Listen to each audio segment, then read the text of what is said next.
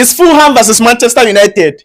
Manchester United haven't lost to Fulham at Craven Cottage since 2009, and I don't think they will start now. Do you think this time around is a perfect time for Rúben Amorim to kickstart his winning streak?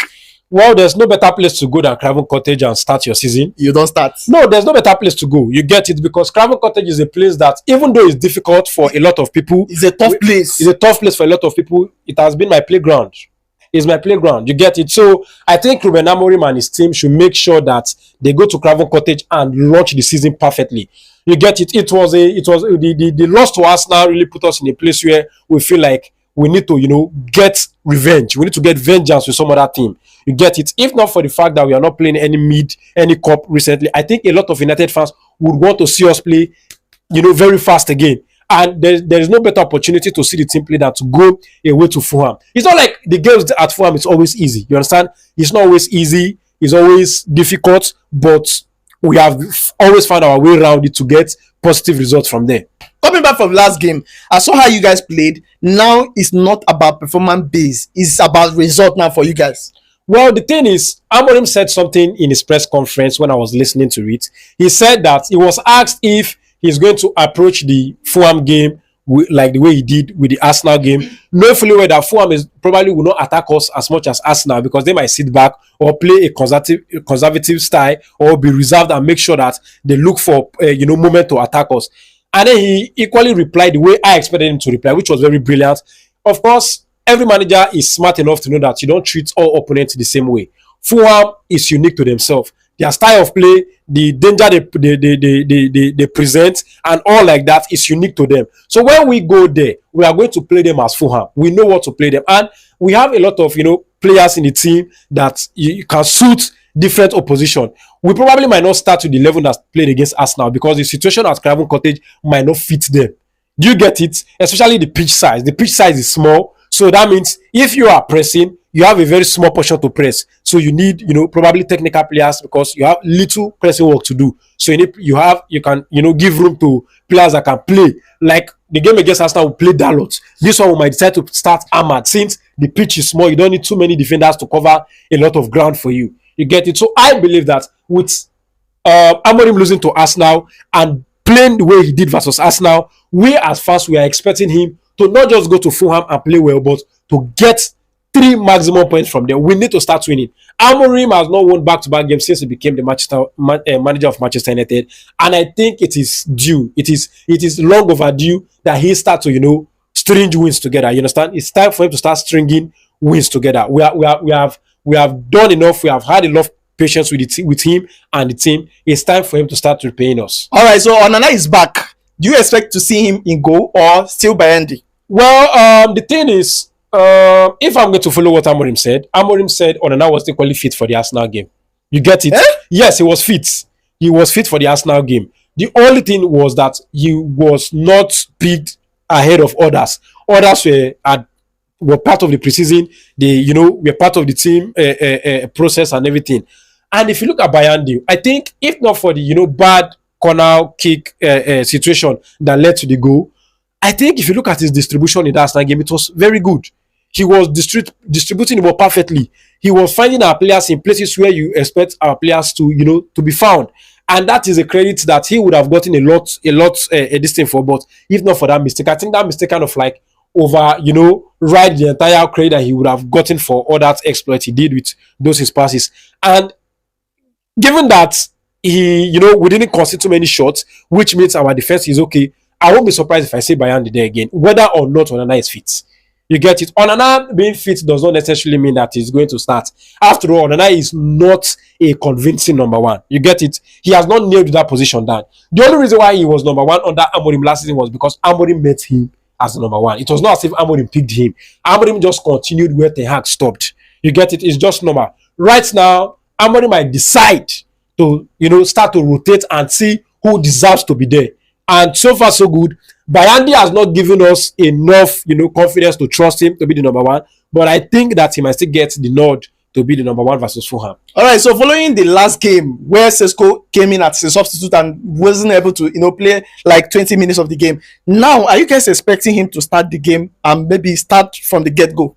Well, given that the way we played versus Arsenal, we didn't have, a lot of big chances and we didn't really threaten Raya. You get it? I think it was due to the fact that we lack a point where we should, connect our attack to. And since Sesko, this is over 2 weeks now that Sesko has signed, I think he should have trained. They would have showed him videos and clips of what he's expected to do on the pitch. And there's no better opportunity to put him into that game than Fulham. Fulham is the physical side. And the pitch is small, he can manage himself, control the ball, bring others into play. I wouldn't want us to go into that game without a number 9 again because Fulham defenders are very big. They are big bullies. If you don't put a number 9 there to, kind of like push them back and worry them, then they are going to be an extra midfield for the Fulham. You want to push them back and make sure that they don't contribute to the midfield build-up. So Sesko will be I think for me, the perfect choice to start that game. And then you can have the likes of Cunha and Mbeumo behind him. And you can have Bruno and probably Casemiro together there. Or maybe Bruno and Ugarte, or because I know the same Ugarte you guys complained that came on, you guys started complaining about him. Well, it is a small pitch. I think Ugarte should be able to manage himself. It's not like Ugarte is bad like that. It's just that he's somebody who's always slow to pick up momentum. And when he came to that game, it was a high intensity game. He didn't really pick up the momentum on time. You get it? He was just making silly mistakes here and there. But I think right now he himself would have worked on himself, seen the mistake he made versus Arsenal, and then he will be ready to correct it versus Fulham, or probably any other time he gets picked. All right, so for you now, who is your preferred choice on the midfield? Well, I think I would go for probably maybe Bruno Ugarte. No, I don't want Kobe yet. Why? No, the thing is, there was a lot. Are you guys keeping Kobe for another thing? No, it's not like keeping. The season is long. We've not even started anything yet. I don't understand why a lot of fans are going on the crash out. I don't know why a lot of fans are crashing out over Kobe not starting. It's just game week 1. Everybody can play. And Amorim have said something, and I fully support it. He is trying to trim his squad down into a very small number. You get it? Because he said that he does not believe that the entire game is played by one team for 90 minutes. And he does not even believe that those who started the game are the most important players. You get it? He's the tactical manager. He can segment the minutes of the game to suit the way he wants to approach it. So all his best players must not necessarily start at the same time. You understand? So there's a lot of time for Kobe to come inside and participate. I don't want a lot of our fans to kind of like be worried that Kobe is starting or Kobe is not starting. Kobe is 20. He has a lot of time to develop. He has a lot of time to be in the team. There's still vacuum in the team. Bruno is leaving soon. Casemiro is leaving soon. Messi will also leave before Kobe Mino. So there's time. He should not just learn from those ahead of him and get, if not for the fact that he was in our academy, how many players get a 20-year-old get a big move to Manchester United? You don't see it every day. It's not possible. So it was only because he came from the academy. That's why he's even there at 20. You get it? So it should be calm. The fans should relax. There's a lot of time for Kobe Mino to get into the team. Versus Fulham, I don't want us to play him. But if he comes in, fine. But I don't want us to play him. I want us to still play, that's a kind of like the midfield that looked like the one who plays versus Arsenal. The chemistry was there. The work rate was there. We can still retain that team. Except for the fact that I want Sesko to play. That's all. All right, so versus Fulham, what do you think your team should do in order to be very, very careful of the Fulham team? Well, in order for us to, get a good result versus Fulham, what I want us to do is very simple. Do what we didn't do versus Arsenal. Attack properly. We didn't attack Arsenal properly. Except for the Mbeumo header. We didn't do anything to Raya. I can't remember any time we stressed here Raya. We didn't do nothing to Raya.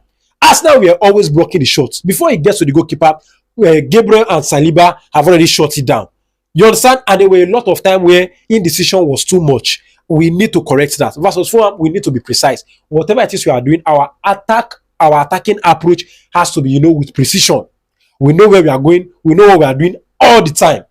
And I kind of, I'm happy that we have the likes of Mbeumo and Cunha, which versus Arsenal, you can see that they were proper ballers. They can hold on to the ball, play it, and make you feel that something can come out. So versus Fulham, I expect a wholesome performance from the team. A kind of performance that is going to make us as happy as we felt versus Arsenal, even though we lost.